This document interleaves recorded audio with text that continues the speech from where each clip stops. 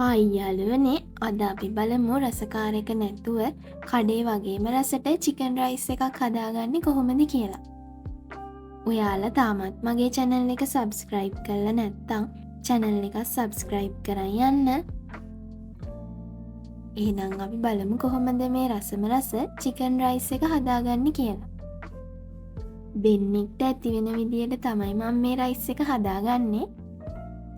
මේ දේවල් ටික ලෑස්ති කරගන්න උයාගත්ත සම්බා බත්, අම්බලා පොඩියට කඩාගත්ත චිකන් කෑලි කීපයක්, කැරට්, ලුණු කොළ හරි ලීක්ස් හරි, තක්කාලි, මාළු මිරිස්, බොංචි, කපාගත්ත බීලුණු, තලාගත්ත සුදු ලුණු, කරපිංචා. භාජනයක් ලිපේ තියලා ඒකට බටර් හරි එළවලු තෙල් හරි දාගන්න.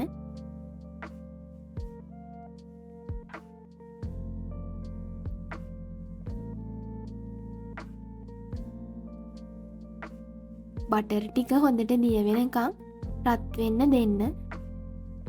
බටර් ටික හොඳට රත් වුණාම තලාගත්ත සුදු ලුණු, කරපිංචා ටික එකතු කරගන්න.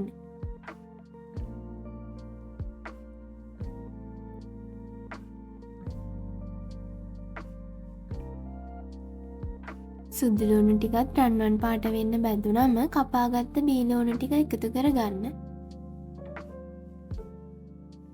ඔක්කොම හොඳට මේ වගේ කවලම් කරගන්න. පොඩි කෑලි වලට කඩාගත්ත චිකන් කෑලි ටිකත් එකතු කරගන්න.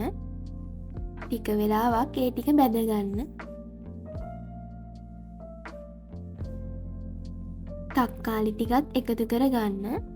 බොංචි ටිකත් එකතු කරන්න. මාළු මිරිස් ටිකත් එකතු කරගන්න.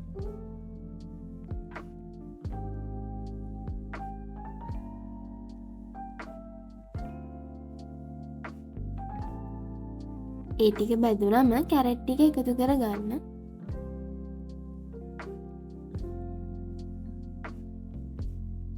ලුණු රස අනුව එකතු කරගන්න.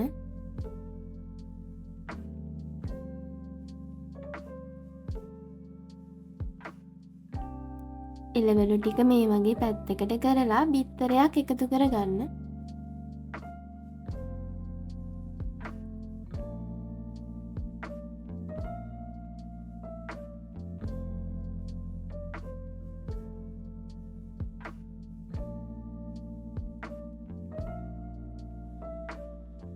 ටික වෙලාවක් ගියාම ඔක්කොම ටික හොඳට කවලම් කරගන්න.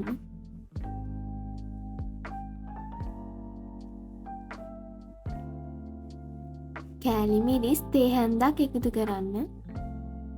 ගම් මිරිස් තේ හැඳි භාගයක් එකතු කරන්න. දැන් ඔක්කොම ටික හොඳට කවලම් කරගන්න.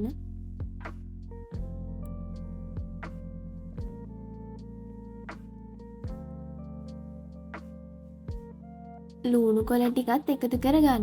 ලුණු කොළ නැත්තම් ලීක්ස් එකතු කරන්න. ඔක්කොම ටික හොඳට කවලම් කරගෙන බත් ටික එකතු කරගන්න.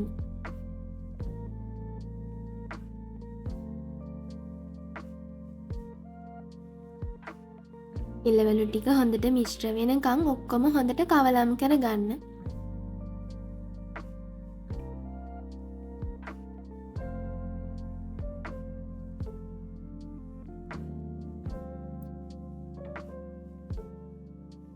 ටික වෙලාවක් ගිහින් ලිප ඔෆ් කරගන්න.